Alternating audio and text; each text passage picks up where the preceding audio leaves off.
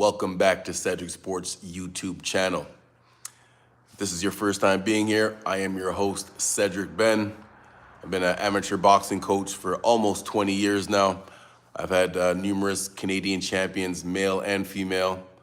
I'm currently an assistant coach with Team Canada. And one of my boxers just turned professional, Hunter Lee. He's 2-0 right now, signed with Kronk Promotions. So he's in very good hands and has a very, very bright future. Shout out to Team Canada over in Liverpool right now for the World Championships. The prelim rounds already started. A few Canadians have already solidified there and won in convincing fashion to move on to the next round. Shout out to them. I'm not there in person, but I'm there in spirit and supporting and watching every day.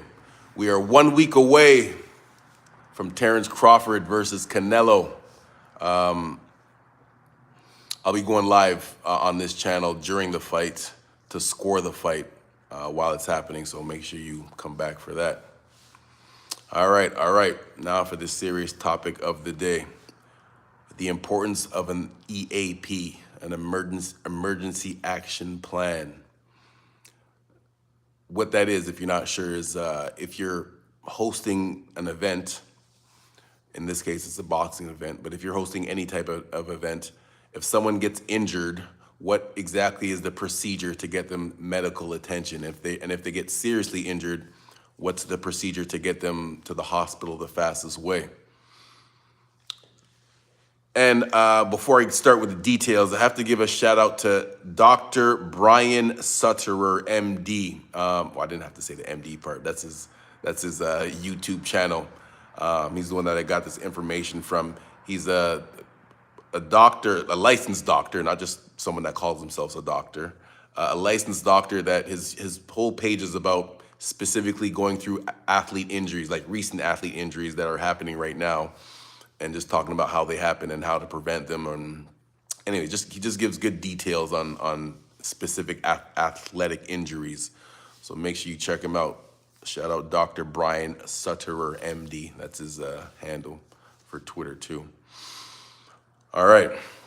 So rest in peace to Shigetoshi, Kotari, and Hiromasa Urakawa.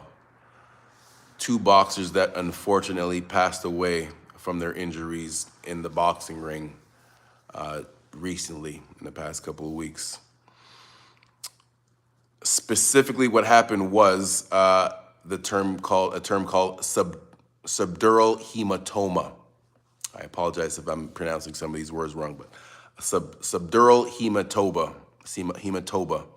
Specifically, what that is tearing of the veins outside of the brain tissue, which causes blood to accumulate and causes pressure. So underneath your skull, but in between your brain, that little bit of space that there has there, if blood starts to seep through the brain and take up that space, it causes pressure, and that extra pressure puts pressure on the brain, and if there's too much pressure on the brain, it just shuts down.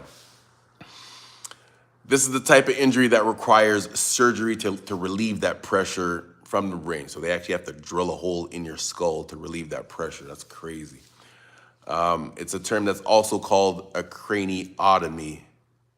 Again, I apologize if I'm pronouncing these words wrong, but that's the way I spelled it. Craniotomy. That's what it's also, the surgery is also called that.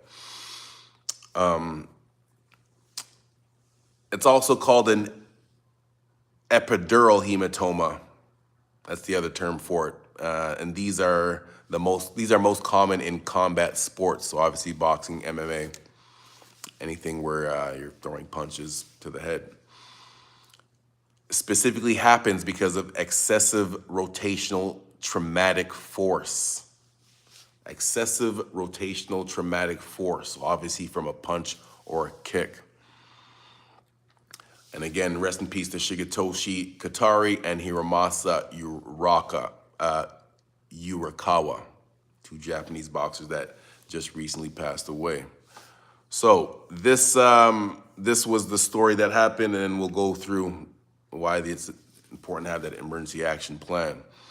So the first boxer, Hiromasa Urakawa, he was the fourth bout of the evening.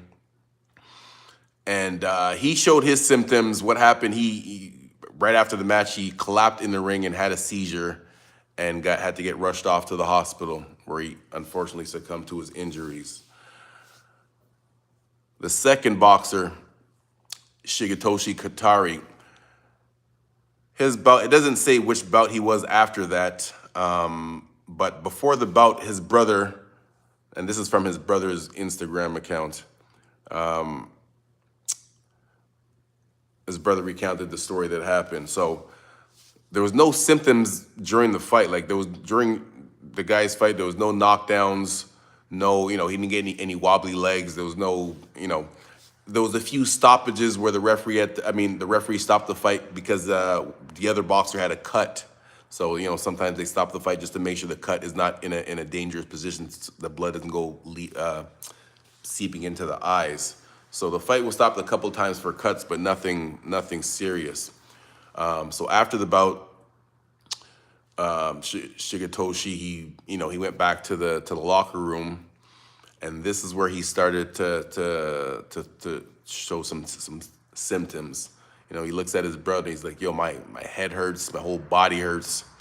So the brother is looking for the doctor to tell the doctor, like, "Hey, come check on this guy, and he might need a call for an ambulance."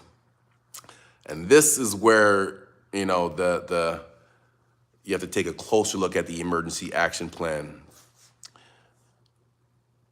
which is already mandatory if you're having any type of event, but something that should be added to it.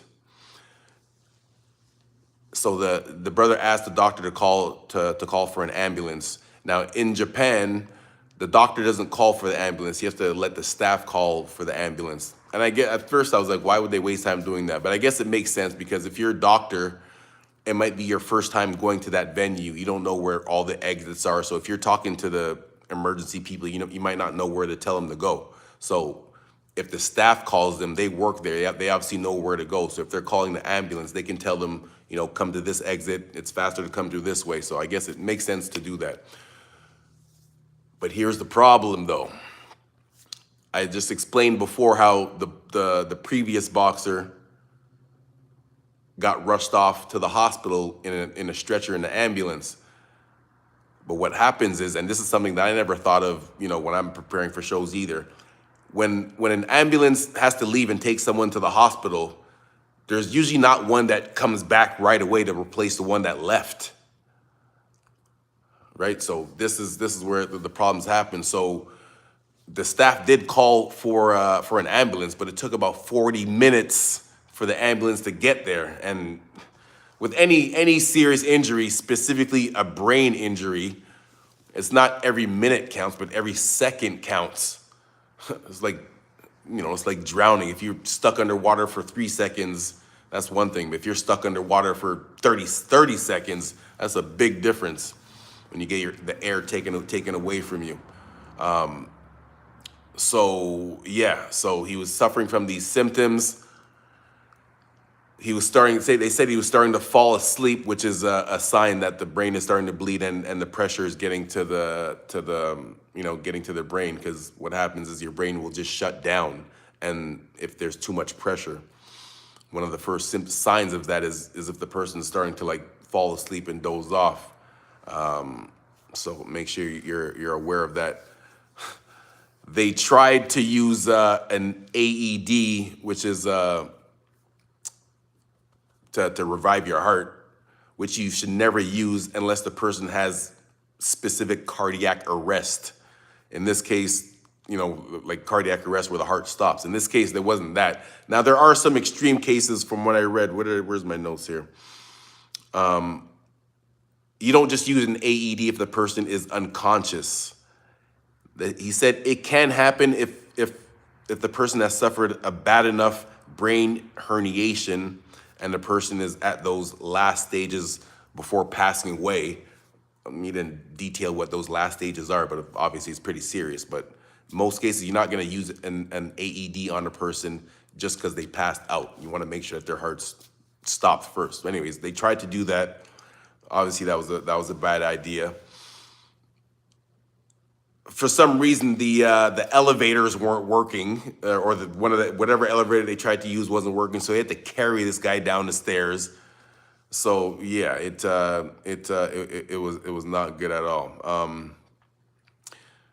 So the organization said after the match that, or after, rest in peace to him again, that passed away, that they would consider shortening the matches from 10 rounds, from 12 rounds to 10.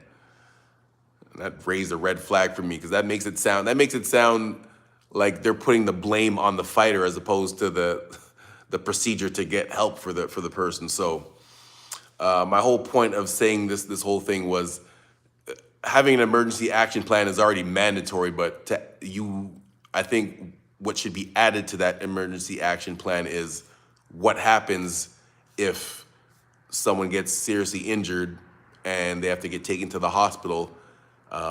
What is the procedure to bring another ambulance back right away? Because yeah, I mean, worst case scenario, I don't think this has ever happened before, and I don't even want to talk about it. But like, if there's 15 matches and there's multiple people that get serious injuries that need medical attention, I don't think most boxing events are prepared for multiple injuries like that. So my whole point of doing this show today was just to bring awareness that having an advanced emergency action plan in place for if the first one has to leave, how fast can you get one back?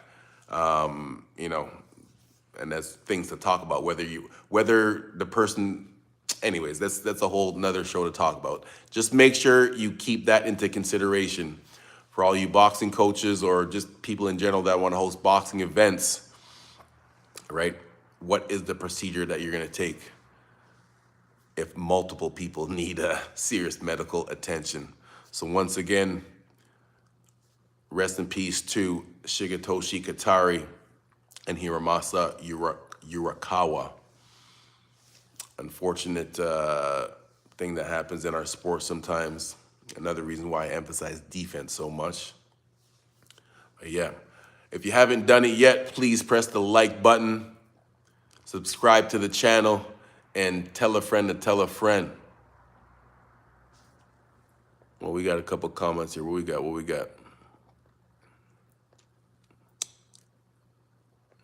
Lucky Gray, what up?